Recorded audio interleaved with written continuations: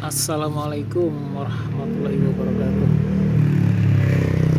Ketemu lagi teman-teman dengan kami channel YouTube Kebun Zuhdan. Dan di video kali ini kita akan review perkembangan dari jambu air madu Delhi di planter bag teman-teman, MDH atau madu Delhi hijau. Pembibitannya ini cangkok teman-teman ya. Saya nggak tahu nih berapa liter, tapi harganya 5.000 sih. Nah, buah perdana maksudnya ini bunganya ya, 1 2 mana duanya, nah 2 tiganya mana, tiga teman-teman. Jadi ada 3 tangkai yang berbunga teman-teman ya. Ini ya bentuknya masih bibit teman-teman. Jadi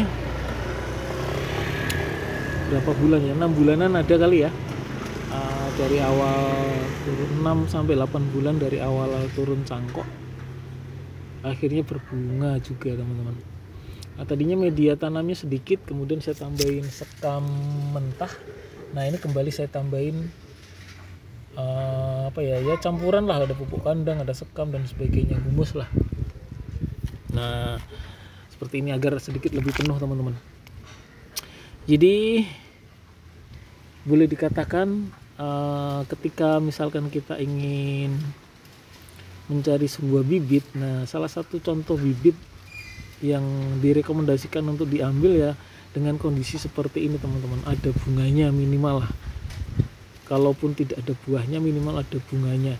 Dengan kondisi kecil seperti ini sudah berbunga, ini membuktikan bahwa tanaman tersebut ya recommended lah, atau salah satu bibit valid atau bibit unggul.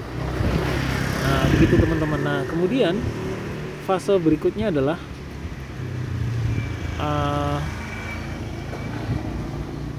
tidak semua kemudian dari calon bunga ini nanti kita akan pertahankan semua. Itu solusi paling ideal.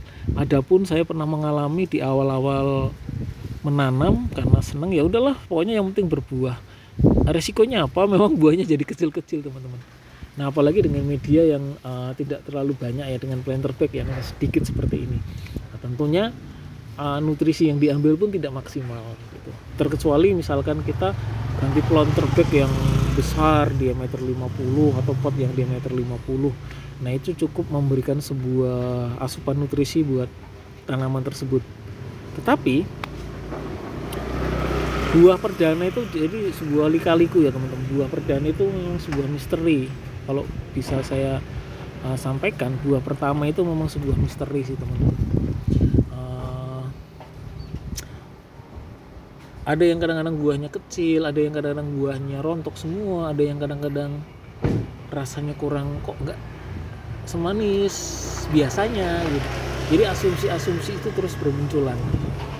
Jadi memang kalau udah beberapa kali mengalami fase pembuahan, beberapa kali bibit tanamannya mengalami masalah, nanti kita kemudian sebenarnya menanam itu sambil belajar bisa. Cuma memang di awal-awal kita tetap punya ego sendiri ya, punya ego sendiri, dimana pokoknya bagaimana cepat berbuah, kecil berbuah, buahnya udah jadi semua, kita pertahankan semua gitu.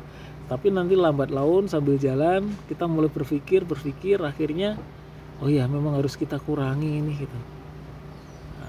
Memang harus kita kurangi. Ini akan muncul, bakal bunga lagi nih teman-teman. Kelihatan ya. Karena HP saya nggak terlalu bagus ya. Jadi nggak terlalu bagus. Nah, tapi ini calon bunga lagi teman-teman. Nah, kita juga harus memahami karakter tanaman tersebut teman-teman. Dan jambu air itu, terutama madu Delhi, memang genjah. Hukum asalnya genjah, asal bibitnya terpercaya genjah seperti ini. Pendek, kecil, mudah berbuah. Dan terus menerus akan berbuah, asalkan perawatannya juga oke gitu. Jangan kemudian hanya mengandalkan nama besar madu Delhi atau jambu air madu, tapi kita juga harus melakukan perawatan teman-teman. Seperti itu ya. Nah, oke.